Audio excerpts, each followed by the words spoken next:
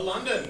Oh, come on, I know it's the last one of the day, but we still have energy. Let's try again. Hello, London. Much better. Are you ready to rock? Yes!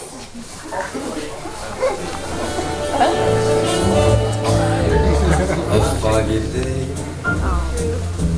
in London town, had me low, had me down. I viewed the morning with such alarm.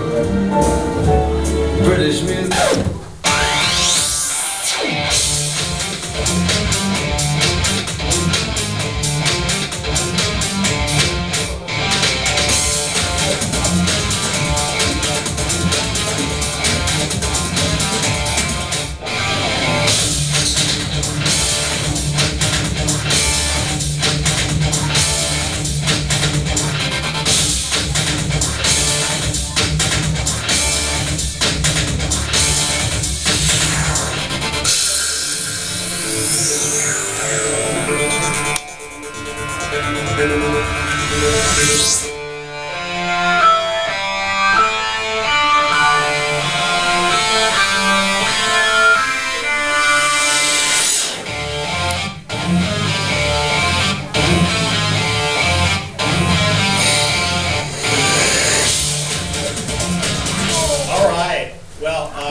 It's really great to be here. This is the first ever international Roblox event. So thank you to all of you for help making it happen. It's been a great day. Has everybody had a lot of fun today? Yes! Yeah, awesome. So yeah, it's really terrific for us to be here. 2 weeks ago we did Chicago. 2 weeks from today we're doing New York. So we're taking our show on the road. It's been really terrific. We sold 1,000 tickets here for London, so I think we've seen all of you, and it's really been fabulous. So we're gonna. I'm Brad Justice, also known as Chief Justice. I'm the Vice President of Marketing and Brand Experience for Roblox, and I will be your host for the next hour and 45 minutes or so, as we take you through a bunch of presentations about product development, cool things that are happening, Hall of Fame, film festival, and a Q&A section.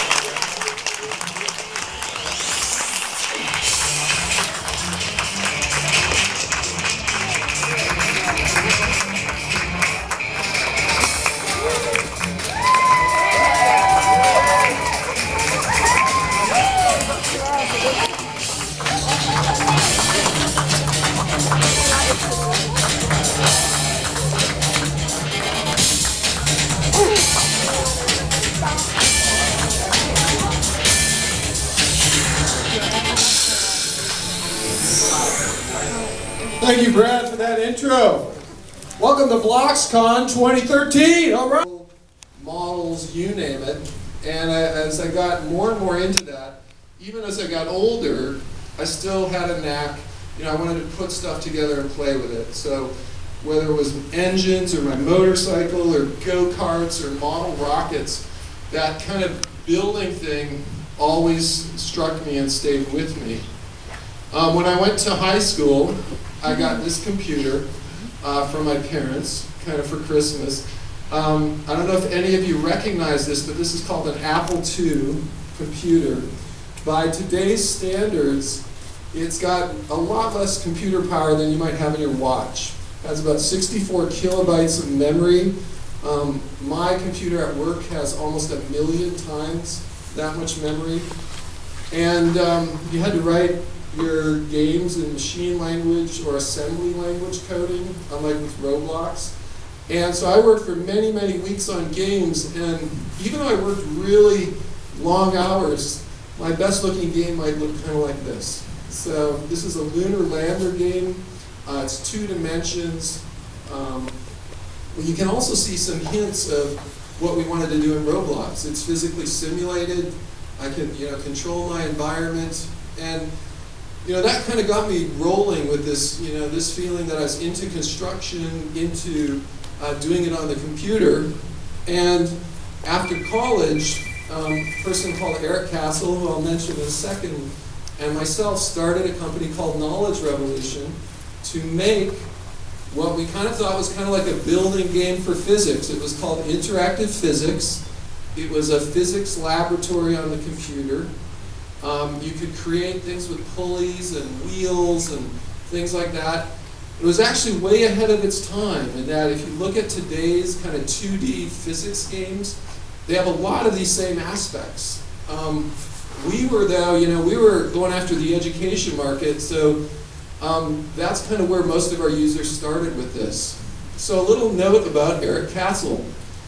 For those of you that follow our blog or read about us, you'll know that Eric, the founder of Knowledge Revolution with me and also Roblox, passed away about 4 months ago from cancer. And the thought I wanted to bring here today is just that what an enormous kind of outpouring from the Roblox community. His wife, his kids, his parents are forever grateful for all of your blog posts and emails, this very difficult time. And it just, so many people talking about the awesome stuff that Eric did and made was extremely helpful to them. So we really thank you for that. So we won a lot of awards with our physics software. And sure enough, even though that we were aiming for the physics marketplace, our users started to push the software in strange and crazy ways. They started building terrible Rube Goldberg contraptions and trying to blow up ragdoll creatures and all of that. And so it gave us a little taste of the fact that users want to build stuff on the computer just like they